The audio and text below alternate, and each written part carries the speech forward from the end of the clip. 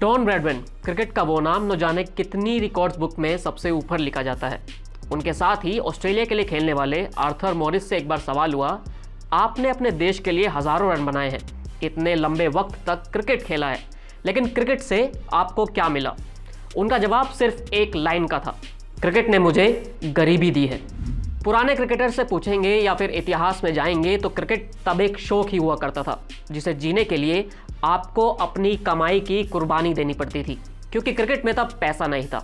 लेकिन समय बदला, आगे बढ़ा और फिर एक लीग आई जिसे हम इंडियन प्रीमियर लीग कहा करते हैं, जहां खिलाड़ी आज सिर्फ 2 महीने क्रिकेट खेलने के लिए करोड़ों रुपए लेते हैं, जहां एक बॉल मैच का हाल और खिलाड़ी की किस्मत दोनों ही बदल देती है। इस बड़ी लीग के बनने के पीछे भी कई पापड़ बेले गए थे, क्योंकि हिंदुस्तान जैसे मुल्क में इस तरह का बड़ा प्रयोग करना इतना भी आसान नहीं होता है। हेलो नमस्ते, मैं मोहित ग्रोवर आपको सुना रहा हूं आईपीएल के जन्म की कहानी, जिसने ना सिर्फ भारतीय क्रिकेट बल्कि वर्ल्ड क्रिकेट के पूरी तस्वीर ही बदल दी।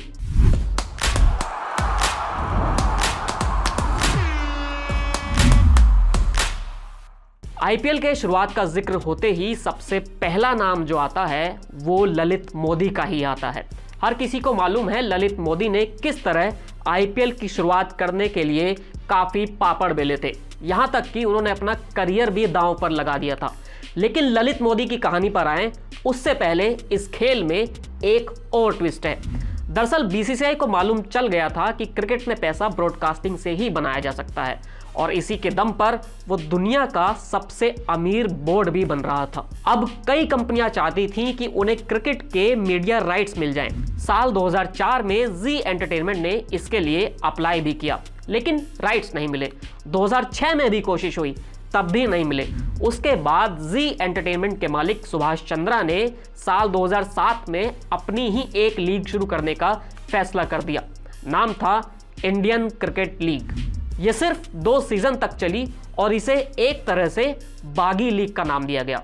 बीसीसीआई को इतना गुस्सा आया कि इस लीग से जुड़े हुए क्रिकेटर्स, कमेंटेटर्स या फिर किसी भी अधिकारी को बैन की धमकी दे डाली, और रिजल्ट ये हुआ कि सिर्फ 2 साल में ही ये लीग बंद हो गई।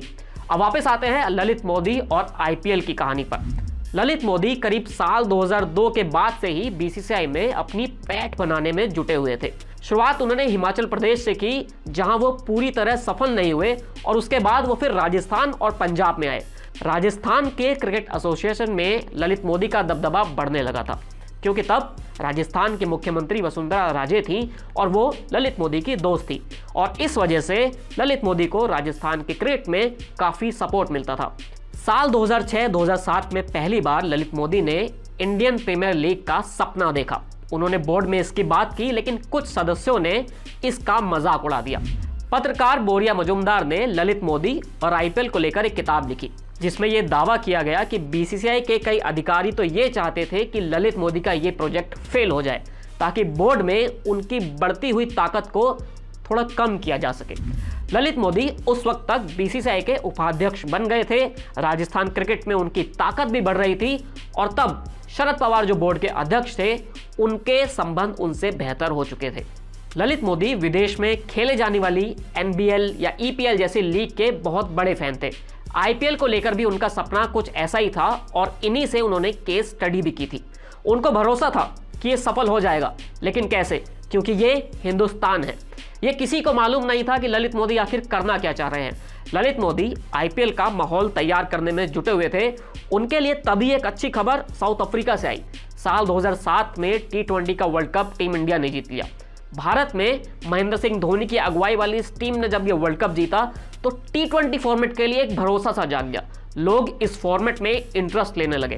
अब बात यहां से बढ़ी आगे की ओर, जब आईपीएल का सपना देख रहे ललित मोदी इस ओर आगे बढ़ने लगे। एक खास बात यहां पर यह भी है, जब 2007 के वर्ल्ड कप में युवराज सिंह ने इंग्लैंड के खिलाफ 6 छक्के लगाए थे, तब ललित मोदी वहीं स्टैंड्स में बैठे हुए थे।